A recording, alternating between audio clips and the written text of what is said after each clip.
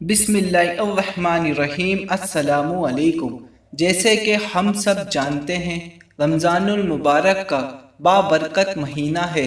इस महीने में अल्लाह ताला हर नेकी के सवाब को 10 गुना बढ़ा देता है और दिन के रोज़े का हुक्म है और रात क़याम करने का हुक्म है, यानी इबादत करने का। एक वक्त वो भी था जब अल्लाह ताला ने रमज़ान के महीने में मियाँ बीवी को सोहबत करने से मना किया हुआ था।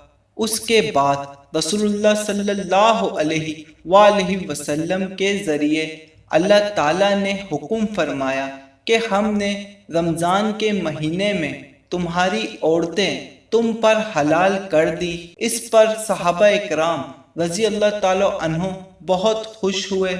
और बास औकात ऐसा होता है कि रात सोहबत करने के बाद नींद आ जाती है और आलकसी की वजह से गुस्ल नहीं कर पाते और वक्त का अंदाज़ा नहीं होता। जब आँख खुलती है तो सहरी का टाइम होता है, तो ऐसे में क्या करें? गुस्ल करने जाते हैं तो सहरी निकल जाएगी। तो इस पर हज़रत आयशा रज़ी अल्लाह ताला अन्हा ने कहा, रमज़ान में फजर के वक्त नबी करीम सल्लल्लाहु अलैहि वसल्लम एतलाम से नहीं बल्कि अपनी अज़वाज के साथ सोहबत करने की वजह से गुस्ल करते और रोज़ा रखते थे। मालूम हुआ कि गुस्ल नजाबत रोज़ेदार सहरी के बाद कर सकता है।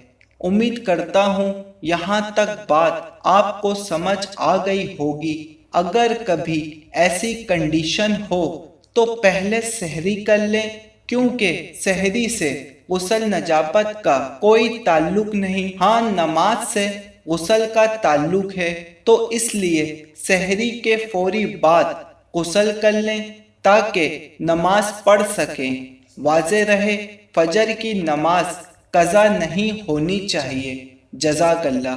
अगर से आप भी हदीस मुबारक सुनने और समझने का ज़ौक़ और शौक़ रखते हैं तो चैनल को सब्सक्राइब कर लें।